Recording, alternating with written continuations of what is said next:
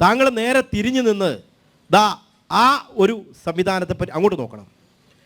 ഒരു ഭാർഗവി നിലയം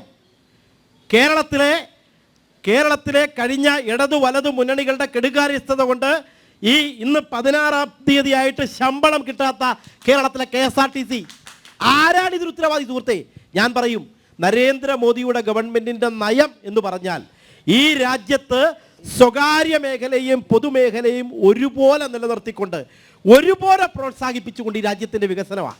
അതിനു വേണ്ടിയിട്ടാണ് ഞങ്ങൾക്ക് പൊതുമേഖല മാത്രമല്ല, നിങ്ങൾക്കറിയാമല്ലോ, നമ്മുടെ വെള്ളൂർ ഒരു ന്യൂസ് പ്രിന്റ് ഫാക്ടറി ഉണ്ടായിരുന്നു. ഇവരുടെ ഇടതുപക്ഷ ജനാധിപത്യ മുന്നണി വന്ന് റബ്ബർ പാർക്കായി 2 തവണ കത്തിക്കഴിഞ്ഞു. ആരാണ്ട് വന്ന് എടുക്കുമെന്ന് പറഞ്ഞു.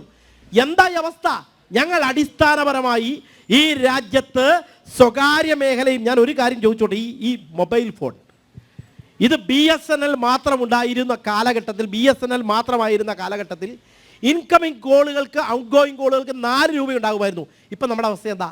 239 രൂപയുണ്ടെങ്കിൽ എനിക്കും നിങ്ങൾക്കും സൗജന്യമായിട്ട് എത്ര നേരം വേണമെങ്കിലും വിളിക്കാം. ആരാണ് ഇതിന് കാരണം?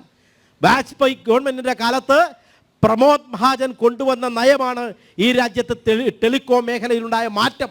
അത് നരേന്ദ്രമോദി BJPയുടെ നയമാണ്. ഈ രാജ്യത്ത് BJPയുടെ നയമാണ് കൊണ്ടുവന്നത്. അതുകൊണ്ട് ഈ രാജ്യത്ത് സ്വകാര്യ മേഖലയും വേണം. അതാണ് ഞങ്ങളുടെ പോളിസി.